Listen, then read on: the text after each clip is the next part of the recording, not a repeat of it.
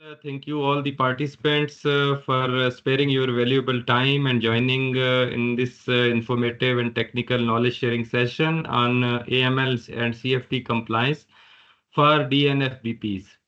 DNFBPs आप सब लोग सोच रहे होंगे what does it mean? It means designated non-financial businesses and professions.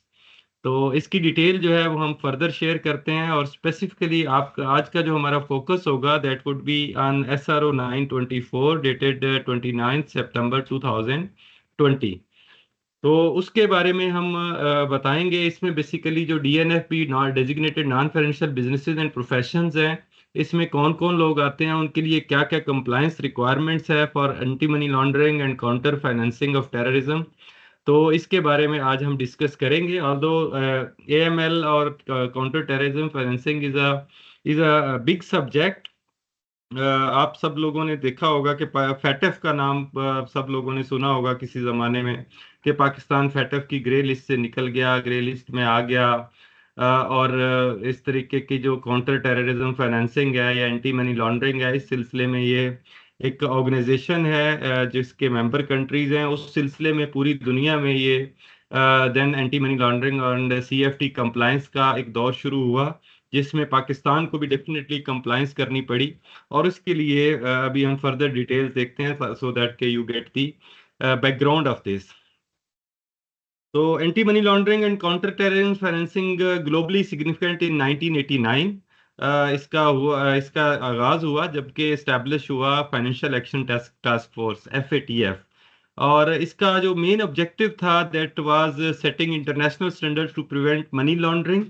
और स्पेशली फिर 9/11 के बाद 9/11 in 2001 FATF expanded its mandate to include combating terrorist financing, यानी टेररिज्म फाइनेंसिंग को भी उसमें बेसिकली इंक्लूड किया गया। और अनदर की player in this effort is the international monetary fund IMF। Definitely आप सब जानते हैं पाकिस्तान पे तो उसका बहुत ज़्यादा इन्फ्लुएंस है, और बहुत सारे और कंट्रीज भी जो कि IMF से लोन लेते हैं उनके भी बहुत सारे कंसर्न्स होते हैं, जिसकी कंप्लायंस जो है वो कंप्लायंस रिक्वायरमेंट जो है IMF के थ्रू वो करवाते हैं।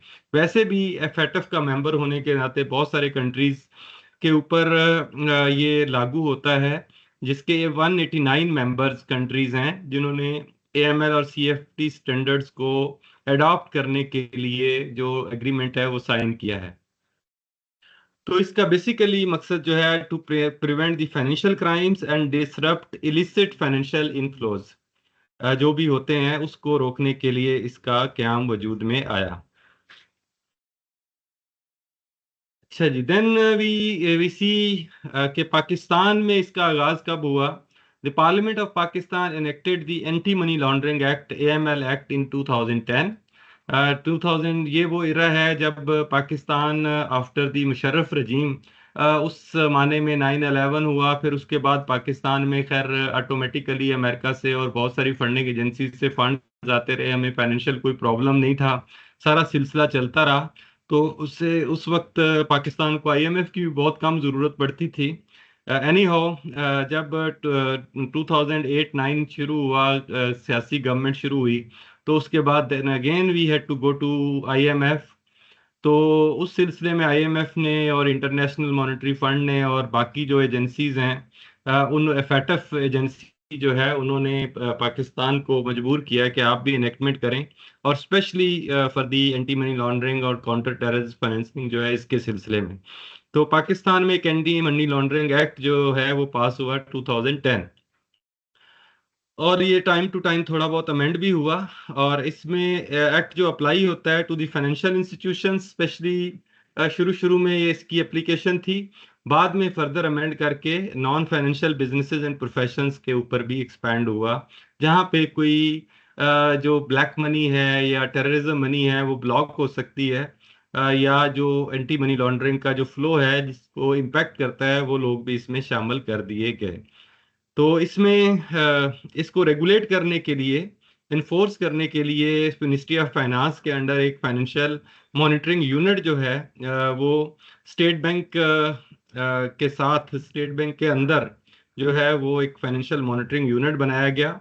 और financial monitoring unit FMU which is called the FMU, is responsible for receiving suspicious transaction reports, STRs जिसको कहते हैं, या currency transaction reports of a certain limit. Pakistan में 2 मिलियन से ऊपर की ट्रांजेक्शन्स हैं जहां पे सस्पिशियस ट्रांजेक्शन्स होती हैं, उसकी रिपोर्टिंग जो है वो जरूरी करार दे दी गई।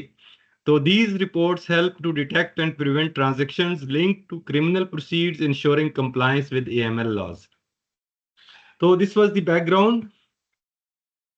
अब इसमें इस बैकग्राउंड में यह है कि जो एंटी मनी लॉन्ड्रिंग एक्ट है उसमें जो रेगुलेटरी अथॉरिटीज मुख्तलिफ बनाई गई कि कौन किसको रेगुलेट करेगा।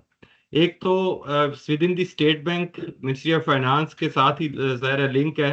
स्टेट बैंक ऑफ पाकिस्तान के अंदर एक फाइनेंशियल मॉनिटरिंग यूनिट बनाया गया जिसको सारी रिपोर्टिंग होती है। उसके साथ साथ और बहुत सारी अथॉरिटीज को जो कि मुख्तलिफ बिजनेसेस को रेगुलेट करते हैं उनको इसका रेगुलेटर बनाया गया। सबसे पहले state bank itself, state bank of Pakistan जो है उसको रेगुलेटर बनाया गया फॉर दी एंटिटीज जो कि बैंकिंग सेक्टर में हैं या ऐसी एंटिटीज जो कि फाइनेंशियल सेक्टर में रेगुलेट होती हैं, लाइक मनी एक्सचेंजेस जो हैं वो भी रिपोर्ट करती हैं स्टेट बैंक ऑफ पाकिस्तान को, वो भी लाइसेंस होती हैं, स्टेट बैंक की अप्रूवल चाहिए होती है उनको। बाकी जितने बैंक्स हैं उसकी भी स्टेट बैंक के साथ जो है वो रेगुलेशन उसकी स्टेट बैंक करता है। तो वो तमाम एंटिटीज का जो रेगुलेटर है वो स्टेट बैंक ऑफ पाकिस्तान को बनाया गया। ये तो बेसिकली डायरेक्ट ऐसी एंटिटीज हैं जो कि फाइनेंस में डील करती हैं, करेंसीज में डील करती हैं। और देन उसके बाद दूसरा रेगुलेटर इसमें है एससीसीपी। और एससीसीपी भी आपको पता है बहुत सारी रिपोर्ट एंटिटीज ऐसी हैं जिनको एससीसीपी लाइसेंस करता है और रेगुलेट करता है। जो एससीसीपी के लॉज के अंदर एडमिनिस्टर होती हैं, जिसमें स्पेशली इंश्योरेंस कंपनीज, डीएनएफ जो एनबीएफआईज जो हैं, नॉन बैंकिंग फाइनेंशियल इंस्टीट्यूशंस जो हैं, वो भी एससीसीपी रेगुलेट करता है। उसके अलावा 42 की जो ऑर्गेनाइजेशंस हैं उसको भी एससीसीपी रेगुलेट करता है। और उसके साथ साथ इंटरमीडियरीज बहुत सारे हैं जो कि एससीसीपी के साथ रजिस्टर्ड हैं, तो उनकी रेगुलेशन जो है वो एससीसीपी को सौंपी गई। देन कुछ सेक्टर्स ऐसे थे जिनका रेगुलेटर जो है वो किसी और को बनाना था, उसमें एफबीआर को बना दिया गया, जिसमें स्पेशली रियल स्टेट सेक्टर, जिसमें रियल स्टेट एजेंट्स भी हैं, बिल्डर्स एंड डेवलपर्स भी हैं। उसके अलावा ज्वेलर्स और डीलर्स इन प्रीशियस मेटल्स, इन लोगों को भी रेगुलेट करने के लिए एफबीआर को इंटरेस्ट किया गया। और उसके साथ साथ अकाउंटेंट्स अदर देन आईसीएमए और आई कैप के जो मेंबर्स हैं, उसके अलावा जो अकाउंटिंग का काम कर रहे हैं, जो मुख्तलिफ अकाउंटेंसी सर्विसेज दे रहे हैं, अकाउंटिंग टैक्स सर्विसेज, उनको भी इसका एफबीआर को रेगुलेटर बनाया गया। तो आज का जो हमारा टॉपिक है वो बेसिकली इसी पॉइंट नंबर 3 जो एफबीआर जिनको रेगुलेट करता है इस सिलसिले में है। और उसके साथ फिर देन नेशनल सेविंग्स को इसका रेगुलेटर बनाया गया, national savings supervisory board for national saving schemes के। उसमें बेसिकली ये देखना है कि नेशनल सेविंग स्कीम्स में जो पैसे इन्वेस्ट करते हैं क्या उनके सोर्सेज उस तरीके से हैं। फिर देन इसमें और भी कॉन्सेप्ट हैं कि पीपीज जैसे पॉलिटिकली एक्सपोज पर्सन हैं, और बाकी पैसे का जो इनफ्लो है वो किसी बंदे के पास कैसे आया, उसका अल्टीमेट बेनिफिशियल ओनर कोई और तो नहीं है। इस सारे की कंप्लायंस के लिए एक ड्यू डिलीजेंस जो है वो नेशनल सेविंग्स के सुपरवाइजरी बोर्ड को भी दी गई। देन पाकिस्तान पोस्ट को भी, क्योंकि ये भी पोस्ट ऑफिस भी बहुत सारी स्कीम्स जो है वो फाइनेंसिंग की चलाता है, तो उसका जो सुपरवाइजरी बोर्ड है उसको भी एमएल एंड सीएफटी कंप्लायंस का रेगुलेटर बनाया गया। इसके साथ साथ आई कैप को इसमें बनाया गया है regulator for their practising members, क्योंकि आई कैप के जो प्रैक्टिसिंग मेंबर्स हैं, जितनी फर्म्स हैं, वो भी ज़ाहिर है फाइनेंशियल मैटर्स बहुत सारी कंपनीज के लोगों के डील करती हैं। और आईसीएमए के जो प्रैक्टिसिंग मेंबर्स हैं लाइक अस, तो उनको भी इसमें आईसीएमए को रेगुलेटर बनाया गया। हमने बहुत सारी रिपोर्टिंग अपने क्लाइंट्स के बारे में, अपने क्लाइंट्स की इंफॉर्मेशन और बहुत सारी कंप्लायंस रिक्वायरमेंट है जो कि हम नेक्स्ट डिस्कस करेंगे, हमें भी इसका हम आईसीएमए को भी इसका रेगुलेटर बनाया गया। और एक रेगुलेटर जो है वो पाकिस्तान बार काउंसिल को बनाया गया क्योंकि जितने लीगल प्रैक्टिशनर्स हैं उनके पास भी बहुत सारे लोग आते हैं जिनकी फंडिंग सोर्स और बहुत सारी इंफॉर्मेशन के उनके साथ क्या चीज़ें चल रही हैं। तो उस सिलसिले में उनका जो वो दे आर रिपोर्टेबल, जो प्रैक्टिसिंग लायर्स हैं, लीगल प्रैक्टिशनर्स हैं, they are bound to report to the Pakistan bar council. Bar council उनका रेगुलेटर है। इसके अलावा कोई और भी नोटिफाई हो सकती है, अभी तक तो नहीं की, जो सेल्फ रेगुलेटरी बॉडी जिसके आगे आई मीन सब लोग जो हैं वो कुछ ऐसा जिसको रेगुलेट करते हैं, उसमें किसी और को भी बनाया जा सकता है। तो ये जो रेगुलेटर्स हैं अंडर द CML, AML और CFT कंप्लायंस, ये कोई 8 बनते हैं अभी तक। तो हर रेगुलेटर जो है वो अपने अपने तौर पे उसके अंडर जो जो एंटिटीज आती हैं उनके ऊपर काम कर रहा है। इसमें स्पेसिफिकली जैसे मैं बता दूं कि ICM में जो है वो जितनी ICMA की प्रैक्टिसिंग फर्म्स हैं उनसे रिपोर्टिंग लेता है कि आपके पास कौन सा क्लाइंट आया, उसकी क्या इंफॉर्मेशन थी, उसमें कोई सस्पिशियस ट्रांजैक्शन तो नहीं आपने किसी की करवाई, आप लोगों की कंपनीज बनाते हैं, ट्रस्ट बनाते हैं, उसमें बेनिफिशियल ओनर कौन से हैं, एंड ब्ला ब्ला, बहुत सारी इंफॉर्मेशन जो है उसमें हमें उनको प्रोवाइड करनी पड़ती है। और इसके साथ फिर कुछ इंफॉर्मेशन ऐसी भी होती है जो सस्पिशियस हो, उसको हमें FMU को भी रिपोर्ट करना होता है। तो जस्ट लाइक दैट अब हम बात करते हैं FBR एज ए रेगुलेटर। तो इस सिलसिले में FBR ने 3 सेक्टर्स का रेगुलेटर है FBR, जिसमें सबसे पहले रियल स्टेट सेक्टर है। रियल स्टेट सेक्टर के में बिल्डर्स, डेवलपर्स और real estate agents and dealers आते हैं। उसके अलावा ज्वेलर्स और डीलर्स इन प्रीशियस मेटल्स वो आते हैं, और accountants other then ICMA, P and ICAP, क्योंकि ICMA और ICAP खुद रेगुलेट करते हैं अपने प्रैक्टिसिंग मेंबर्स को। तो उनके अलावा जो अकाउंटिंग सर्विसेज दे रहे हैं जैसे ACCAs हैं, उसके अलावा भी और भी बहुत सारी इंटरनेशनल बॉडीज के जो मेंबर्स हैं वो यहाँ पे accounting and legal compliance services दे रहे हैं, तो उनका रेगुलेटर भी FBR है।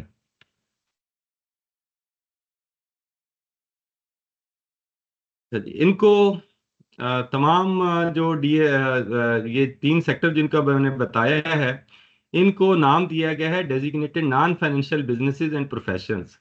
यानी DNFBPs की जब हम बात करते हैं तो इट मींस के DNFBPs mean designated non financial businesses and professions. और उनके लिए रिक्वायरमेंट ये है कि they have to registered with the board. FBR के साथ बोर्ड के साथ रजिस्टर होना था उन्होंने। और उसमें FBR के पोर्टल पे, RS पे अगर आप जाएं तो DNFBP की रजिस्ट्रेशन एक अलग से रिक्वायरमेंट है, जो कि उसके जो भी रियल स्टेट में काम करते हैं, builders, developers and real estate agents, या ज्वेलर्स हैं, या फिर accountants other then ICMA ICAP। और उसके अलावा DNFBPs जो हैं they must provide necessary documentation including criminal records of senior management and beneficial owners to ensure compliance, and DNFBP must keep their registration up to date by submitting any required information to the board. Or if a DNFBP ceases operations, it must notify to the board within 30 days. Upon verification, the board will deregister that DNFBP. तो ये एक procedure है जो कि SRO 924 dated 29 सितंबर 2020 को issue हुआ। Then इनका function क्या है, DNFBP ने क्या करना है, ये SRO 924 सितंबर 2020 का FBR की वेबसाइट पे भी पड़ा हुआ है, अगर हमसे चाहिए तो हमारे पास भी कॉपी है। ये उससे एक्सट्रैक्ट है, दैट इज अ लॉन्ग, उसमें काफ़ी सारी लंबी रेगुलेशंस हैं। तो उसमें से ये जो एक्सट्रैक्ट है, इंफॉर्मेशन है, ये हमने कंपाइल की है।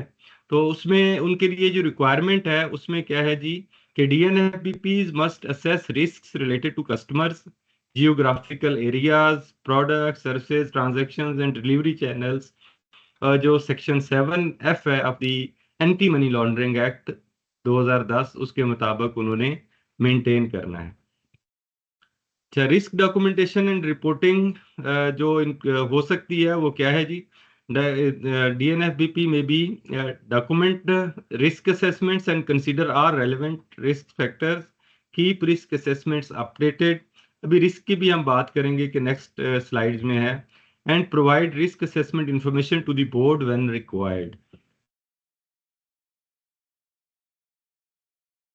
देन जी रिस्क जो डीएनएफबीपीज हैं इन्होंने करना क्या है, इन्होंने पॉलिसी प्रोसीजर्स बनाने हैं, implement policies controls and procedures approved by senior management, उसकी जो है उसको उससे अप्रूव करेगी और वो इम्प्लीमेंट करेंगे।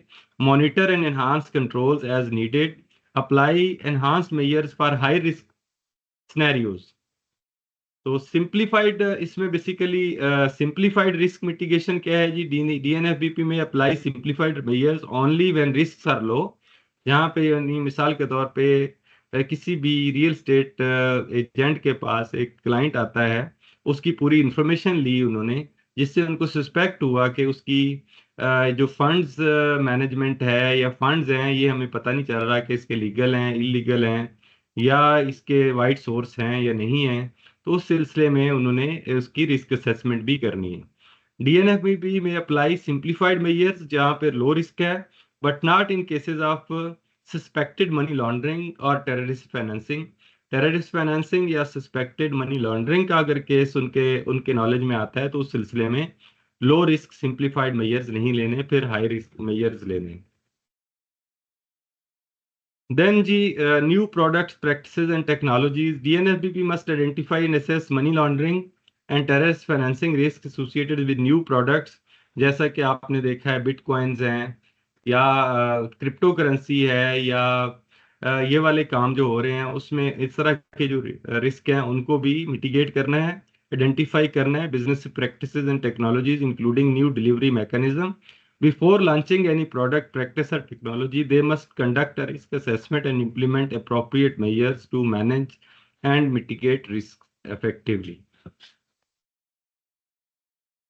रिकॉर्ड कीपिंग, रिकॉर्ड किस चीज का रखना है जी डीएनएफबीपी ने? डीएनएफबीपी मस्ट मेंटेन ट्रांजैक्शन रिकॉर्ड्स, यानी उसके पास जो भी किसी किस्म की रिकॉर्ड ट्रांजैक्शन हो रही है उसका रिकॉर्ड रखना। अल्दो के अकाउंटिंग लॉज के मुताबिक, टैक्स लॉज के मुताबिक भी रिकॉर्ड जो है वो जरूरी है, बट इसमें कुछ इनहांस्ड रिक्वायरमेंट है कि must maintain transaction records as per section 7C of the ML act to enable the reconstruction of transactions including nature, date, currency types, amounts and customer details. इसमें कस्टमर डिटेल सबसे ज्यादा important है कि उसका record रखना है, कौन transaction कर रहा है, किस करेंसी में कर रहा है, क्या अमाउंट है, इसकी अमाउंट कहाँ से आई है, कैश में है, बैंक में है, उसकी इनकम टैक्स रिटर्न डिमांड कर सकता है, वाइट मनी है नहीं है, या किसी से लोन लेता है तो उसका कोई एविडेंस ले सकता है, सो दैट कि अगर वो बंदा किसी भी ऐसी एंटी मनी लॉन्ड्रिंग या काउंटर टेरर या टेररिज्म फाइनेंसिंग में इन्वॉल्व हो तो उसका तमाम जो रिकॉर्ड है वो कोई एजेंसी मांगे तो वो दे सके। रिकॉर्ड में भी केप्ट इन पेपर, इलेक्ट्रॉनिक और माइक्रोफिल्म फॉर्मेट, यानी इसमें इजाजत है कि आप हार्ड फॉर्म में भी रिकॉर्ड रख सकते हैं, कंप्यूटराइज भी रख सकते हैं। And DNFB must retain customer due diligence and enhance due diligence records. अब कस्टमर ड्यू डिलीजेंस के फॉर्म्स डिजाइन करने होते हैं जिसमें आप कस्टमर की तमाम केवाईसी करते हैं, या एनहांस ड्यू डिलीजेंस रिकॉर्ड भी मेंटेन करने होते हैं फॉर सर्टेन क्लाइंट्स। तो उसके लिए उसका जो जो भी रिकॉर्ड होगा वो फॉर्म्स होंगे, उसके साथ जो भी डॉक्यूमेंट्स आप अटैच करेंगे उसको 5 years के लिए रिटेन रखना जरूरी है। After the termination of business relationship, these records include the identification documents, application forms, verification records, business correspondence and analysis results। यानी आपके जो कंप्लायंस ऑफिसर ने, डीएनएफबीपी एक कंप्लायंस ऑफिसर भी अपॉइंट करेगा, नेक्स्ट रिक्वायरमेंट आ रही है, तो वो तमाम ड्यू डिलीजेंस के जो रिकॉर्ड्स हैं वो मेंटेन करेगा। देन जी डीएनएफबीपी जो है must retain records until the case is resolved when transactions, customers and instruments are involved in litigation are required by a court of law or implement competent authority, records must be kept until the court or authority permits their disposal। यानी हम ये जो किसी के पास एक customer आता है उसकी ड्यू डिलीजेंस का जो रिकॉर्ड है वो अपने पास रखना है। अगर वो कस्टमर बाद में कोर्ट में किसी प्रोसीडिंग्स में इन्वॉल्व होता है तो अल्दो उसको इन्फॉर्म किया जाएगा रेगुलेटर की तरफ से या कंसर्न एजेंसी की तरफ से, तो वो फिर रिकॉर्ड तब तक रखेगा तब जब तक उसकी केस की डिस्पोजल नहीं हो जाती।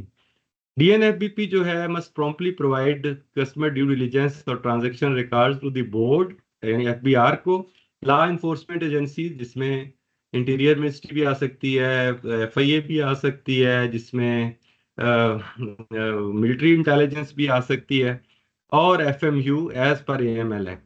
यानी जो भी लॉ इन्फोर्समेंट एजेंसीज हैं पाकिस्तान में, उसको अगर वो रिकॉर्ड रिक्वायर्ड हो किसी भी कस्टमर का, क्योंकि ट्रांजेक्शन अगर ट्रेल उनको चाहिए बहुत सारी चीज़ों का, तो वो DNFBP की जिम्मेदारी है कि वो उनको प्रोवाइड करे। और रियल एस्टेट बिजनेसमैन जो है, agents, jewellers and accountants must stamp copies of the documents original seen after verifying the original. अब एक बात और है कि आपने जो DNFBP है, ये किसी भी कस्टमर की जो डॉक्यूमेंट्स वो प्रोवाइड करेगा, उसको वेरीफाई भी करेगा कि ओरिजिनल उसने देख लिए थे और अपने पास कॉपी रखी थी। तो ये कभी भी कॉपी पे रिलाय नहीं करना है, स्पेशली रियल स्टेट में, क्योंकि बड़ी बड़ी ट्रांजेक्शन्स होती हैं। एक बिल्डर है, उसके पास एक कस्टमर आता है, एक डेवलपर है, उसके पास एक कस्टमर आता है, वो करोड़ों का प्लॉट खरीदता है, और उसमें जो भी उसकी इंफॉर्मेशन है कि वो कौन है, उसका CNIC की कॉपी ओरिजिनल देख के करनी है। उसके अलावा उसके फंडिंग सोर्स की वो एक्सप्लेनेशन देगा, आप टैक्स रिटर्न डिमांड कर सकते हैं। तो वो तमाम इंफॉर्मेशन जो है आपने ओरिजिनल सीन करके उसकी जो भी कॉपी रखनी है अपने पास रखेंगे। बल्कि इवन अभी तो FBR की ये रिक्वायरमेंट है कि रियल स्टेट एजेंट्स जो हैं, वो नादरा जो है वो कुछ पेड सर्विस देता है, पोर्टल की एक्सेस देता है, जिस जैसे कि बैंक्स के पास है, कि जब CNIC प्रोवाइड किया जाता है तो उसको वेरीफाई करें आप नादरा के पोर्टल से। नादरा के पोर्टल से जब वेरीफाई करते हैं तो then you get to know कि ये इसका रियल शनाख्ती कार्ड ही है, वरना समटाइम्स लोग फेक कॉपीज भी दे जाते हैं। रियल स्टेट एजेंट्स, ज्वेलर्स और अकाउंटेंट्स जो हैं must maintain a list of customers whose transactions were refused और क्लोज्ड। अगर किसी को रियल स्टेट बिजनेस में या ज्वेलर्स के पास भी बड़ी ट्रांजैक्शंस होती हैं, कुछ सोना खरीदता है, कुछ सोना बेचता है, तो 20 लाख से ज्यादा की जो ट्रांजैक्शंस हैं, वो स्पेशली सस्पिशियस हो जाती है जब तक कि उसमें तमाम रिकॉर्ड जो है वो प्रोवाइड ना किया जाए। तो अगर किसी को रिकॉर्ड नहीं प्रोवाइड किया जाता तो वो किसी को रिफ्यूज कर सकता है सर्विस देने से, कि जी sorry, I am sorry, we can not provide the related service or product or delivery because we have to comply with the AML and CFT regulations, जिसके मुताबिक अगर आप रिकॉर्ड नहीं देते तो हम we are bound to refuse you for any product or services।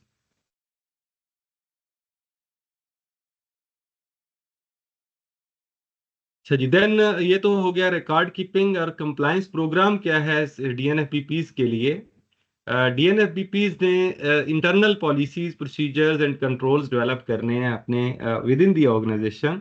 जैसे एक ऑर्गेनाइजेशन है रियल स्टेट की, उनको चाहिए कि वो इंटरनल पॉलिसीज, प्रोसीजर्स और मैनुअल्स बनाए, और तमाम लोगों को उसकी ट्रेनिंग दें जो भी कस्टमर से डील करते हैं। क्योंकि ये एक AML एक्ट की क्लास 7 सेक्शन 7G है, उसकी रिक्वायरमेंट है। और उसमें रिक्वायरमेंट क्या है जी, एक तो उन्होंने कंप्लायंस ऑफिसर रखना है, जो कि रिपोर्ट भी करना है बोर्ड को कि ही this person is our compliance officer. और वो स्पेशली मैनेजमेंट लेवल का होना चाहिए, इन कोई ट्रेनी या जूनियर लेवल का नहीं होना चाहिए। वो पूरी जो AML पॉलिसीज, रेगुलेशंस और लॉज है उसकी कंप्लायंस को इंश्योर करेगा। और procedure of hiring employees with integrity, skills and expertise. और जो DNFBP है, उसने अपने भी जो एम्प्लॉयज हायर करने हैं उनके लिए भी प्रोसीजर होने चाहिए, और उनकी पूरी इंफॉर्मेशन आपके पास होनी चाहिए, और वो किसी क्रिमिनल एक्टिविटीज में इन्वॉल्व ना हूँ, किसी टेररिज्म फाइनेंसिंग में इन्वॉल्व ना हूँ। तो वो सारी भी उन्होंने देखनी है। And ongoing I training, employee training program, ये AML CFT के सिलसिले में अपने एम्प्लॉयज को ट्रेनिंग भी देनी है। And independent audit function to test the system. इसमें जो है वो किसी प्रोफेशनल फर्म को हायर करके एक DNFBP को चाहिए कि वो इंडिपेंडेंट ऑडिट फंक्शन भी आउटसोर्स करे, सो दैट के उनके इंटरनल प्रोसीजर को चेक किया जा सके। और ये क्वेश्चन जो है वो रेगुलेटर पूछता भी है। देन इसमें इंडिपेंडेंट ऑर्डर फंक्शन में क्या मुराद है कि regular testing of policies and controls to assess effectiveness and recommended improvements. और कंप्लायंस ऑफिसर का क्या रोल है? उसने डायरेक्ट रिपोर्टिंग करनी है to the senior management, timely access to customer records, policy monitoring, assisting departments and ensuring timely suspicious transaction report and cash transaction reporting to financial monitoring unit। suspicious transactions की भी अभी हम बात करते हैं कि कौन सी होंगी, और कैश ट्रांजैक्शंस जो 2 मिलियन के इसके लिए इसमें लिमिट मुकर्रर की गई है कि 2 मिलियन एंड अबव जो भी ट्रांजैक्शंस कोई कैश से करेगा उसकी जो इंफॉर्मेशन है वो एफएमयू को through their portal go ML उन्होंने प्रोवाइड करनी है। अभी तक इसकी इम्प्लीमेंटेशन इन ट्रू स्पिरिट नहीं हो रही, but the regulator FBR has approach to many DNFBP specially real estate sector में, और उनसे कंप्लायंस जो है वो करवा रहे हैं। और इसमें काफी सारे लोगों को नोटिसेस आए हुए हैं जो कि इसकी कंप्लायंस के लिए उनको कहा जा रहा है, और एफबीआर इसमें फर्दर एक्शन भी ले सकता है। Corporate group obligations, policies for information sharing, risk management, group level AML, CFT oversight and safeguards against tipping off, और foreign branches and subsidiaries अगर हैं तो must follow Pakistan AML CFT requirement। जो पाकिस्तान का DNFBP है, अगर इसकी फॉरेन ब्रांचेज हैं तो उनको भी पाकिस्तान के लॉ के मुताबिक तमाम कंप्लायंस जो है वो करनी जरूरी है। कस्टमर ड्यू डिलिजेंस हमने बात की थी कि जो डीएनएफबीपी है उसमें कस्टमर ड्यू डिलिजेंस जो है वो करनी है। Customer due diligence mean know your customer, उसकी तमाम सोर्सेज आपके पास होने चाहिए। तो सपोज रियल स्टेट एजेंट्स जो हैं जब वो इन्वॉल्व होते हैं कोई भी बंदा बाइंग सेलिंग में of the real state for clients, jewellers और डीलर्स जो प्रीशियस मेटल्स में डील करते हैं वो भी जब कैश की ट्रांजेक्शन्स करते हैं ऑफ 2 मिलियन और मोर, और accountants when conducting transactions as per section 212C 27C and D of the ML act. इसमें बेसिकली है कि अकाउंटेंट्स इंफॉर्मेशन प्रोवाइड कौन सी इंफॉर्मेशन क्लाइंट्स के लिए कौन सी सर्विस देते हैं, जैसे कि उनकी कंपनी बनानी, ट्रस्ट बनाना, उनको ऑफिस स्पेस प्रोवाइड करना, उनके लिए कुछ की पोजीशंस पे काम करना, उनके फंड्स की मैनेजमेंट करना। तो अगर वो वाली सर्विसेज दे रहे हैं तो उसमें भी का अकाउंटेंट्स जो हैं वो भी ड्यू डिलिजेंस जो है वो कस्टमर की करेंगे। सीडीडी जो है help verify the identity and beneficial ownership of clients to prevent money laundering and terrorist financing. तो इसमें बेसिकली आइडेंटिटी उसकी कस्टमर की जो है वो करनी है, और उसमें एक कंप्लीट फॉर्म्स डेवलप किए जाते हैं जिसमें आप तमाम इंफॉर्मेशन लेते हैं। Customer due diligence and beneficial ownership कैसे करनी है? DNFBP must identify and verify customer whether they are individuals, यानी उनकी पूरी इंफॉर्मेशन लेनी है, लीगल एंटिटीज हैं, आर लीगल अरेंजमेंट्स हैं, before entering a business relationship, यानी उनके साथ आप क्लाइंट का जब एग्रीमेंट करते हैं तो उससे पहले आपने पूरी इंफॉर्मेशन ड्यू डिलिजेंस फॉर्म पे लेनी है। और कंडक्टिंग ओकेजनल ट्रांजैक्शंस, अगर समटाइम्स ओकेजनल ट्रांजैक्शंस है, verification must be done using reliable independent documents, data और information as per regulatory requirements. उसके साथ साथ डीएनएफबीपी ने identify and verify the beneficial owner. Sometimes you all know that के legal entity जो है उसके बेनिफिशियल ओनर कौन है। समटाइम्स बिजनेस जो है वो किसी के नाम पे है बट रियल ओनर उसका कोई और है। तो वैसे तो ये एसईसीपी भी अब यूबीओ कंप्लायंस करवाता है कोई एंटिटीज की सूरत में कि उसमें अल्टीमेट बेनिफिशियल ओनर कौन है। और एफबीआर की भी एक रिक्वायरमेंट है अब हर किसी में कि उन्होंने भी किसी भी बिजनेस एंटिटी के लिए कि उसके बेनिफिशियल ओनर्स की डिटेल प्रोवाइड की जाए। तो beneficial ownership is really a very important information. तो उस सिलसिले में आपने इंफॉर्मेशन किसी से लेनी है कि रियल ओनर कौन है, रियल बेनिफिशरी कौन है किसी भी एंटिटी का जो फॉर्म हो रही है। And using reliable and independent documents, कि वो डॉक्यूमेंट से प्रूफ होना चाहिए, डाटा और sources. They must take reasonable measures to ensure that they have a clear understanding who is the ultimate beneficial owner as required by the regulation। Customer due diligence and beneficial owner में further उन्होंने क्या करना है कि presented by an authorised agent representative, DNFBP must identify verify their identity using reliable independent documents, जो भी documents पर उससे लेने हैं, and confirm the authority to act on behalf of the customer. DNFBP must obtain and assess information on the purpose and intended nature of the business relationship to ensure transparency and mitigate risk. और continuously monitor करना है business relationship with the client. And they must scrutinize transactions, verify source of funds. Yani source of funds are very important here also. And update CDD records, especially for high risk customers. Legal persons or arrangements may must understand the nature of the business, its ownership and control structure of the to ensure transparency and compliance. And DNFBP must identify and verify legal persons and arrangements by obtaining name, legal form, proof of existence, regulatory powers, senior management details, registered office and principal of place of business if different. तो उस सिलसिले में भी पूरी information आपने रखनी है. Customer due diligence and beneficial owner में फर्दर ये है कि beneficial owner of the legal person में individual controlling the ownership interest उनका रिकॉर्ड रखना है, उस एंटिटी को कौन कंट्रोल कर रहे हैं, उसकी मैनेजमेंट कौन है, आइडेंटिफाइंग सीनियर मैनेजमेंट ऑफिशियल्स भी करने हैं.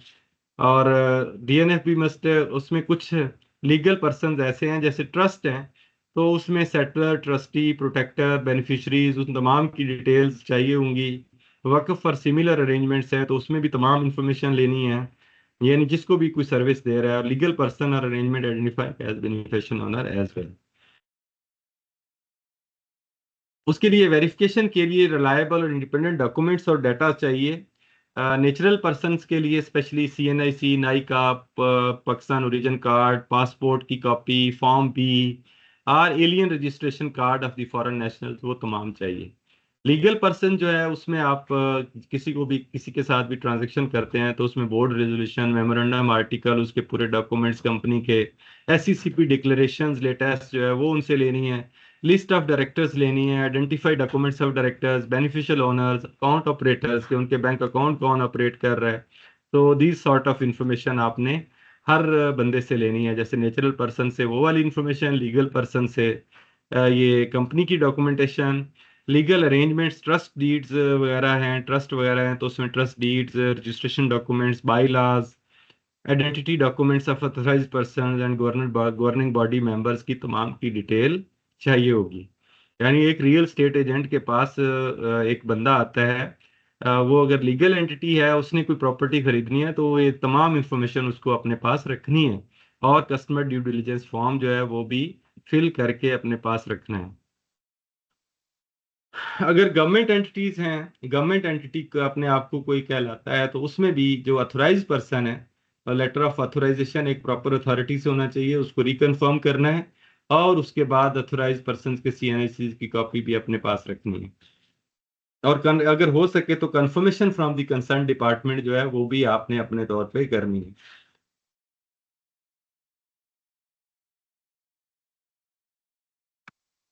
Then DNFBP may complete verification after establishing a business relationship. It is done as soon as reasonably practical. It does not interrupt the normal business operation. The risks are effectively managed. DNFBP shall establish risk management procedure, redefine conditions under the customer with the business relationship before completing the verification. यानी business relation transaction में तब तक आपने involve उसको नहीं करना, या business transaction तब तक complete नहीं करनी जब तक पूरी कस्टमर ड्यू डिलीजेंस ना हो जाए. और उसके साथ साथ कस्टमर की प्रोफाइल, उसका सोर्स ऑफ फंड्स, जैसे मैंने पहले भी बताया, वो भी आपने लेने हैं. अगर कोई नहीं देता तो उसको सिंपली रिफ्यूज करना है, because these are the regulations और इसमें आपके लिए बहुत बड़ा रिस्क हो सकता है. They must also review and update CDD records, specially high risk customers के लिए. DNFBP shall apply CDD measures. High risk customers की एक लिस्ट भी वो भी आपको बताते हैं कहाँ से मिलती है. DNFBP shall apply CDD measures to existing customers, यानी आपके जो ऑलरेडी कस्टमर्स हैं उनकी भी आपने रखनी है, और जो नए बन रहे हैं उनके लिए भी CDD जो है वो ड्यू डिलीजेंस करनी है.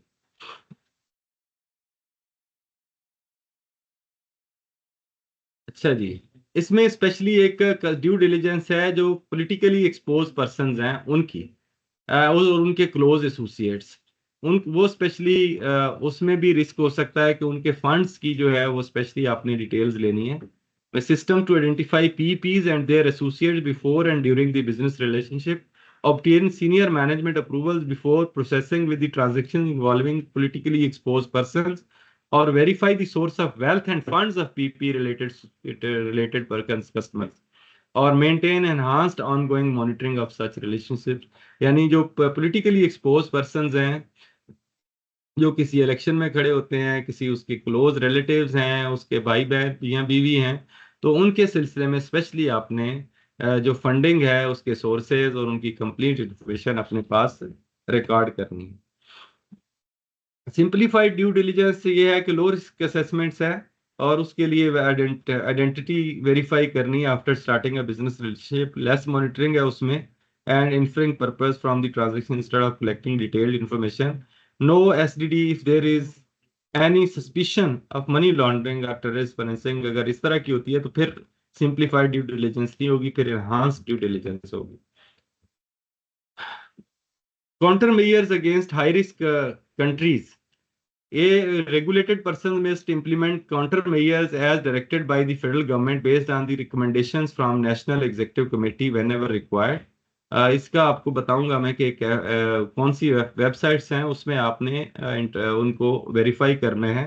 May rely on the third party for the customer identification and CDD as per the regulation, provided that relying DNFBP ensures compliance with the required standards, remain liable for any failure, और obtain required CDD information from the third party को भी आप higher कर सकते हैं इस information के लिए, like consultants.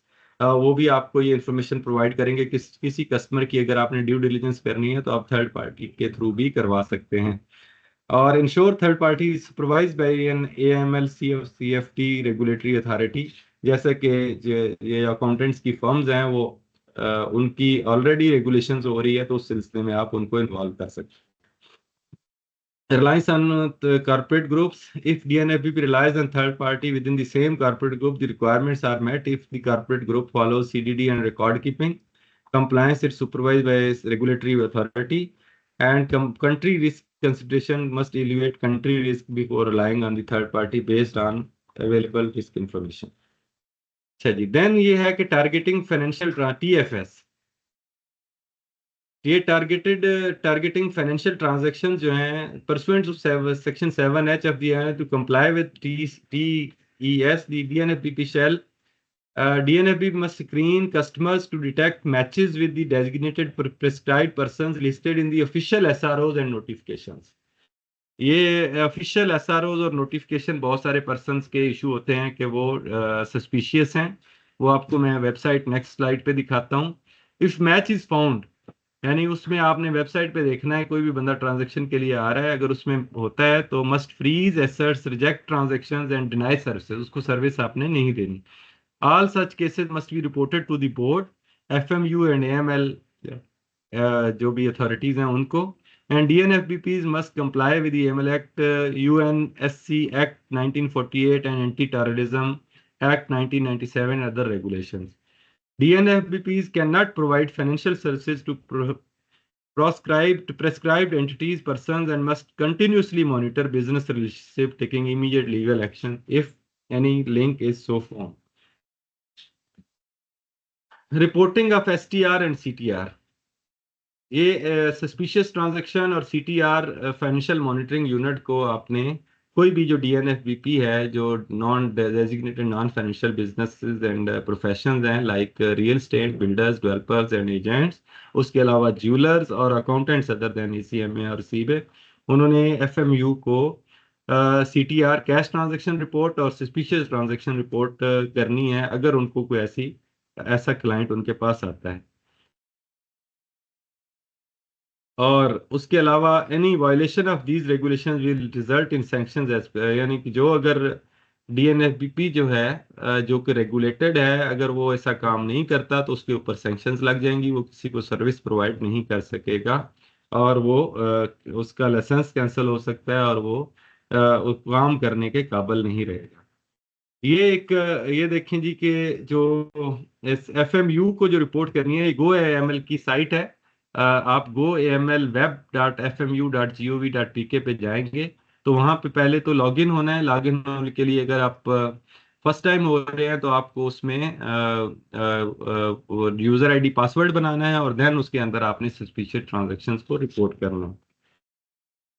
Targeted financial sanction screening, जैसे कि वो पहले बात हुई थी कि किस किन वेबसाइट से करना है आपने किसी भी बंदे को, तो TFS obligations are provided under the following legal instruments, जैसा कि United Nation Security Council act है 1948, United Nation Security Council freezing and seizure order है 2019, statutory regulator SROs issued by UNSC act, anti terrorism act 1997 and notification issued under ATA और AML act 2010, ये तमाम regulations apply होती हैं for the financial sanctions screening के लिए।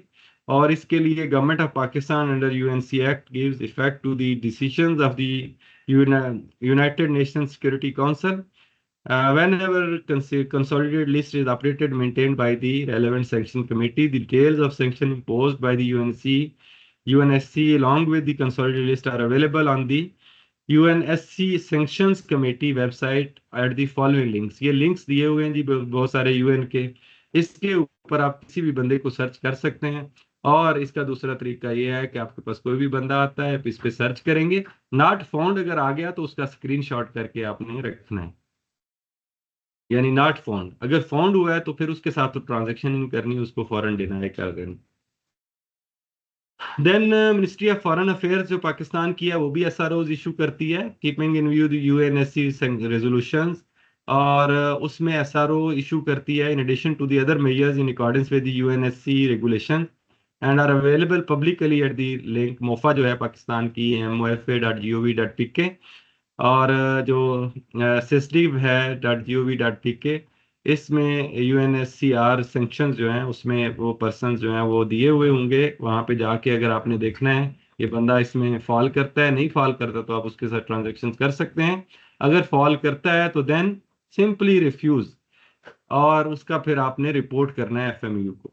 The consolidated list of prescribed individual and entities are available publicly at the following links। नाक्टा की website पे भी है, ये मुख्तलिफ वेबसाइट्स हैं जहाँ पे इंफॉर्मेशन जो है ये डिसेमिनेट होती है।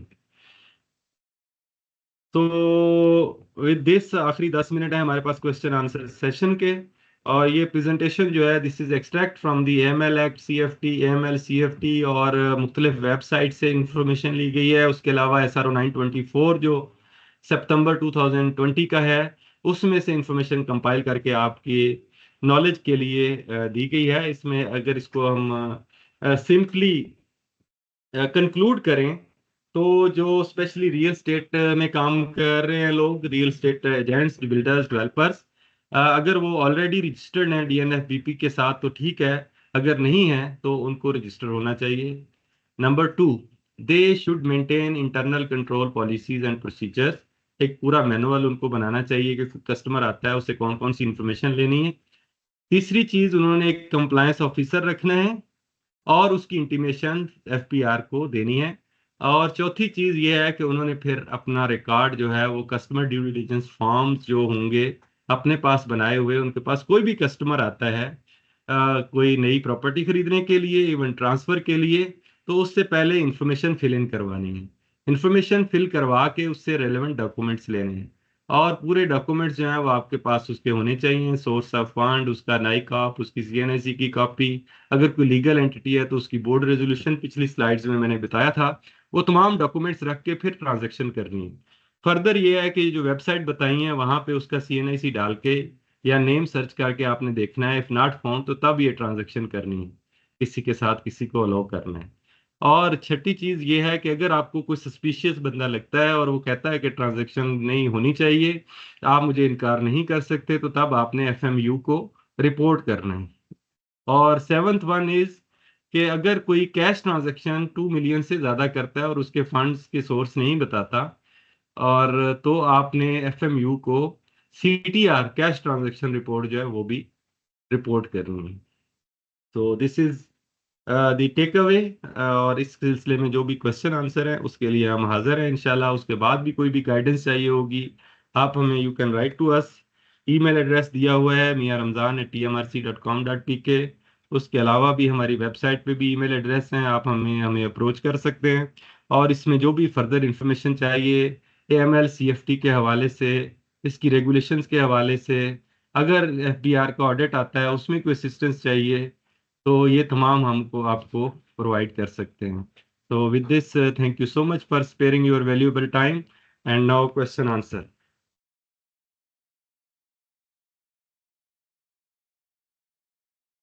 ओके, ये चैट है। ओके जी।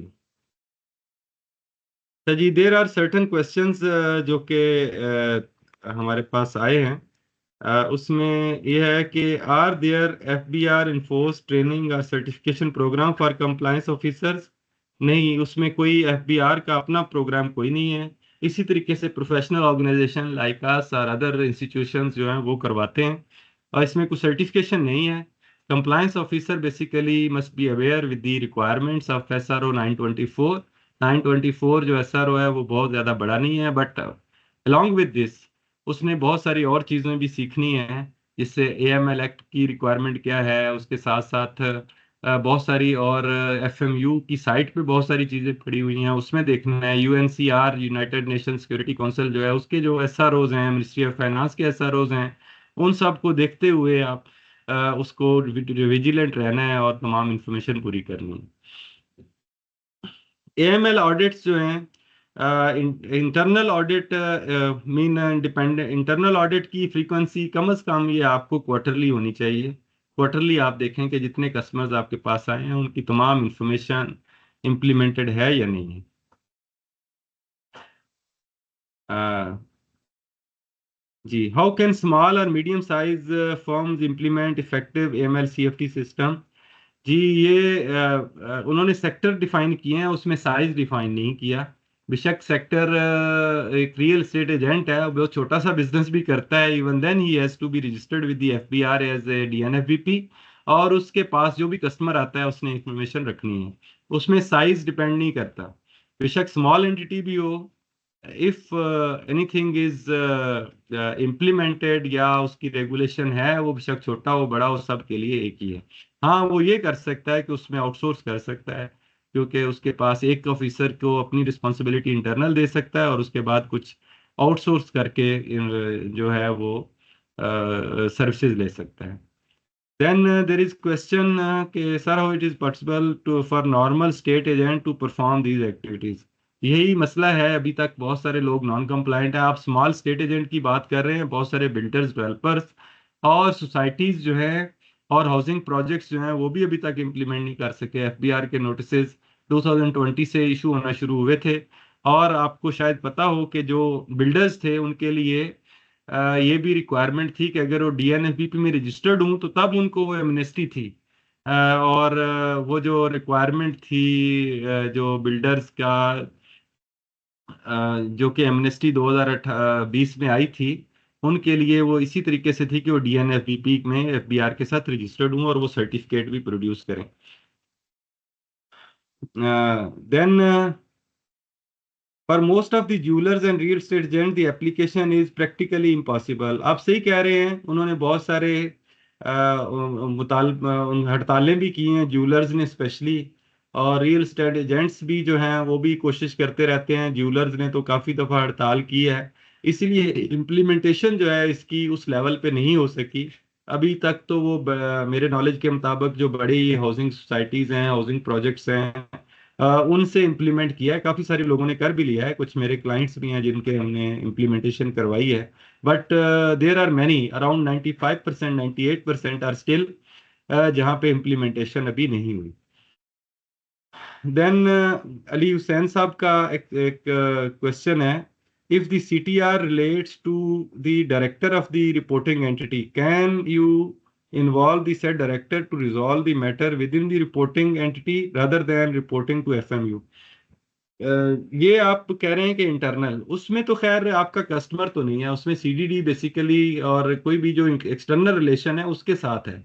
हाँ, डायरेक्टर अगर इंडिपेंडेंट कोई ट्रांजैक्शन ऐसी कर रहा है कि कैश ट्रांजैक्शन, बेसिकली उसमें यह है कि सिर्फ ज्वेलर्स के लिए है, उन्होंने कैश ट्रांजैक्शन रिपोर्ट करनी है। ज्वेलर्स तो डायरेक्टर जो है वो ज्वेलरी की ट्रांजैक्शन अपनी कंपनी के साथ तो नहीं करेगा। ये अब्दुल खालिक साहब का सवाल है, what benefits does DNB get which non DNFB does not. जी, इसमें एक तो बिल्डर्स एंड डेवलपर्स के लिए जो सेक्शन 100D था, उसके बेनिफिट्स थे, आल्दो के वो अभी तो खत्म हो गए हैं, वो स्कीम ही खत्म हो गई है। एक तो वो बेनिफिट्स थे उसके लिए, बिल्डर्स और डेवलपर्स के लिए। और उसके साथ साथ फिर this is not the matter of benefits, this is the matter of legal compliance. अगर आप एक इशारे पे रुकते हैं, डेफिनेटली एक तो आप एक्सीडेंट से भी बचते हैं, बट अगर कोई नहीं भी आ रहा तो तब भी आपने रुकना है, इसलिए कि वो एक रेगुलेशन है, रिक्वायरमेंट है। तो इसी तरीके से बहुत सारे लॉज की कंप्लायंस जो है, जिस स्टेट में आप रहते हैं उसकी कंप्लायंस, वो आपके ऊपर ऑब्लिगेशन होती है। बेनिफिट उसके एट लार्ज उस सोसाइटी को होते हैं समटाइम्स, और आप भी उसमें इन्वॉल्व होते हैं सोसाइटी में। तो इसलिए आपको उसमें तमाम चीज़ें जो हैं वो कंप्लाई करनी ज़रूरी हैं। अच्छा, मियाँ साहब का सबका I could not understand. ICMA and ICAP should suggest to authorize some professional firms to start verification of customers and vendors and issue certificate in this regard for certain time limit। इस सवाल की, ताहिर सत्ती साहब की इस सवाल की समझ नहीं मुझे आई कि ICMA के should suggest to authorise some professional firms to start verification of customer. ये तो थर्ड पार्टी वेरिफिकेशन वैसे भी है ना, यानी AML एक्ट में भी है कि थर्ड पार्टी के थ्रू भी आप AML CFT की सर्विसेज जो वेरिफिकेशन की ड्यू डिलिजेंस है, कस्टमर ड्यू डिलिजेंस है, वो ले सकते हैं। वो मैंने मेरी स्लाइड्स में था कि थर्ड पार्टी के थ्रू भी ले सकते हैं, but responsibility will lie on the DNFBP। Third party ICMA और ICAP फर्म्स हो सकती हैं, जो कि उसमें एक ये भी शर्त थी कि वो खुद भी रेगुलेटेड हूँ। ICMA और ICAP खुद भी रेगुलेटर है फॉर दी फर्म्स। तो देन अली हुसैन साहब का क्वेश्चन है, the minimum amount is 2 million, which is the reporting entity has to report every, that means the real estate have to report every entity. 2 million cash की transactions की है, और वो भी jewellers के लिए है, रियल स्टेट एजेंट्स के लिए नहीं है। उनके पास इंफॉर्मेशन होनी चाहिए, या कोई सस्पिशियस ट्रांजेक्शन उनको नजर आती है तो तब उन्होंने STR के थ्रू रिपोर्ट करना है। CTR जो है वो सिर्फ और सिर्फ ज्वेलर्स ने करना है, ज्वेलर्स ने अभी तक इम्प्लीमेंट नहीं किया है। देन हम any other question ji?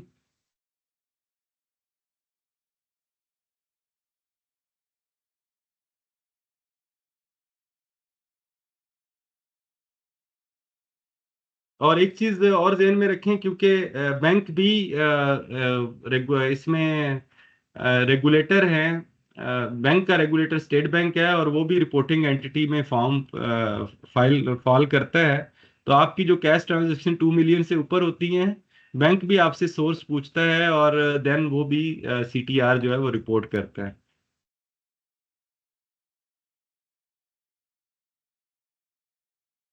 Any responsibility and any when payment is made directly between the parties, बेशक डायरेक्टली हो, रियल एस्टेट एजेंट जो है उसने अपने पास इंफॉर्मेशन पूरी रखनी है, क्योंकि ट्रांजैक्शन वो करवा रहा है और एग्रीमेंट वो करवा रहा है। तो इसमें उसने इंफॉर्मेशन कस्टमर की पूरी लेनी है। सपोज उसके पास सोर्सेज ऑफ फंड्स का क्या है, उसकी पूरी आइडेंटिटी, जैसा कि मैंने पहले एक्सप्लेन की है कि उसमें फॉर्म डेवलप करें और पूरी आइडेंटिटी उसकी रखें।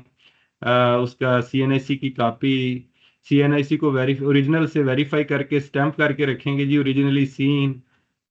तमाम चीज़ें जो इंफॉर्मेशन है वो आपने ओरिजिनली सीन करके स्टैंप करके रखेंगे।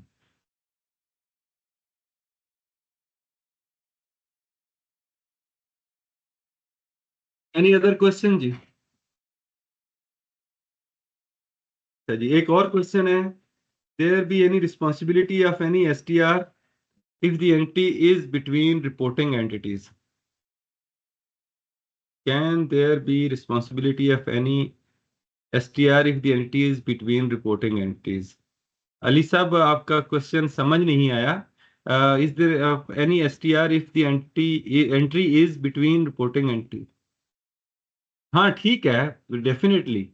ट्रांजैक्शन जो है वो अगर दोनों ही रिपोर्टिंग एंटिटीज हैं, तो देन भी वो CTR तो अप्लाई, STR तो अप्लाई होगा, अगर कोई ऐसी ट्रांजैक्शन है, सस्पिशियस ट्रांजैक्शन है तो।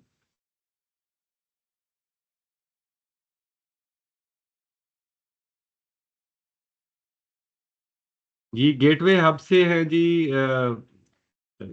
कमांडर फयाज साहब। कमांडर फयाज साहब, आपने क्वेश्चन पूछा था। I think I have already replied.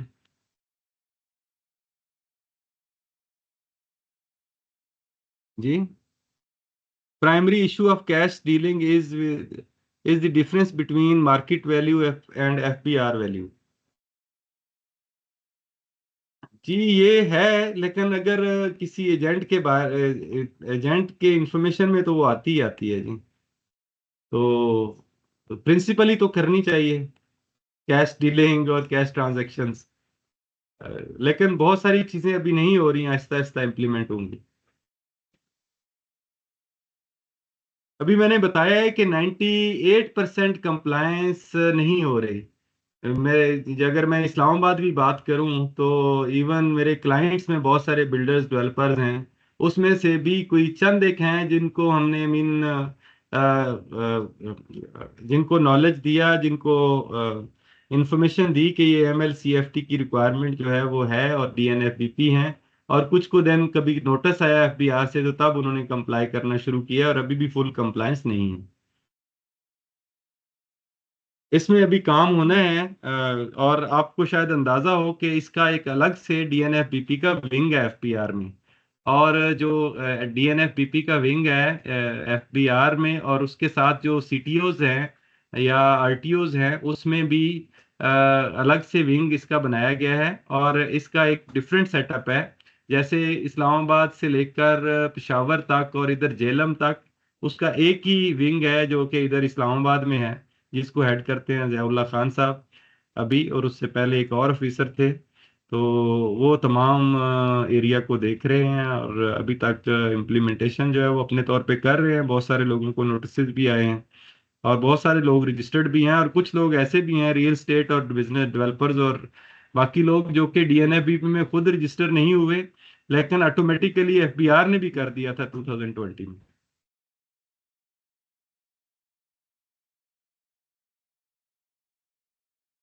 So with this, I think all questions are over. Thank you so much. Thank you again for sparing your valuable time.